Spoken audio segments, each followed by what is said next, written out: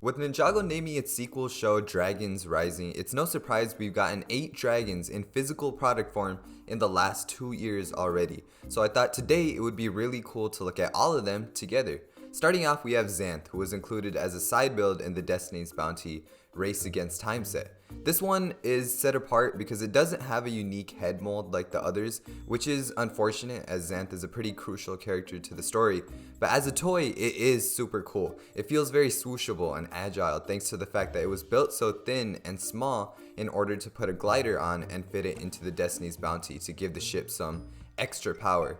Next up, we have this nature dragon that came as a side build in the huge Tournament Temple City set. This one hasn't popped up in the show as of yet. Nonetheless, I really like this dragon's striking color scheme with the nougat skin and yellowish orange underbelly. The wings are also attached on its long front limbs, which we also don't get much traditionally, making for some cool poses.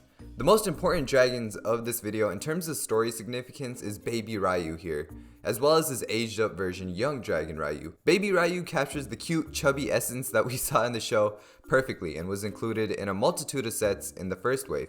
Young Dragon Riyu was his own set and priced perfectly at $16 with 3 minifigures included as well. The build captures the character pretty well as Riyu looks a bit more battle ready yet still keeps a little chubbiness, indicating there is a lot more growing to do. The increase in yellow in the color palette also makes me curious to see where they go with that from a story perspective.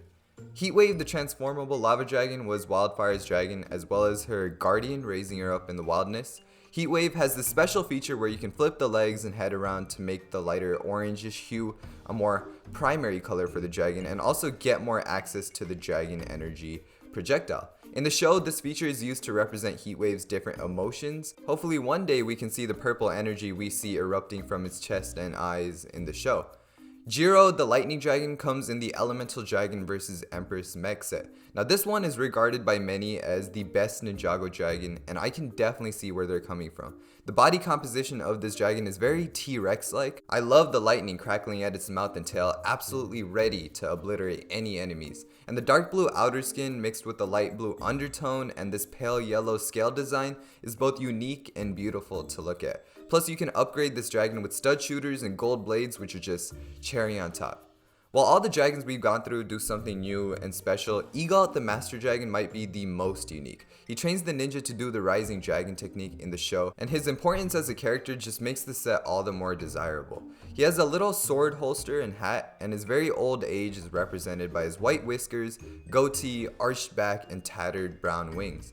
The build isn't anything too crazy, but the personality this set has really brings it up. And finally, we have our very first highly anticipated source dragon being the Source Dragon of Motion. So naturally it is the biggest Ninjago dragon we've gotten so far. I love the bright red on top and dark red undertone to kind of give off the illusion that its fiery wings are illuminating the top section and casting shadows towards the bottom. The head is grand with humongous horns and glowing eyes. I love this fiery river going down its back. Structurally amazing that it's as swooshable and playable as it is, but unfortunately you do still have to be a little careful as the body and neck seem to break in two sometimes due to its sheer weight. It is worth mentioning you get a huge throne with the Gong of Shattering to potentially control this dragon, which helps with storytelling when playing with this set.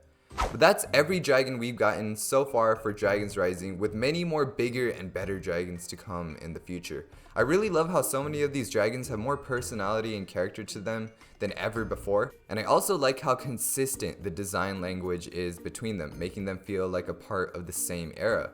Comment down below your favorite dragon out of all 7. Thank you for watching, and I'll see you in the next one. Bye bye.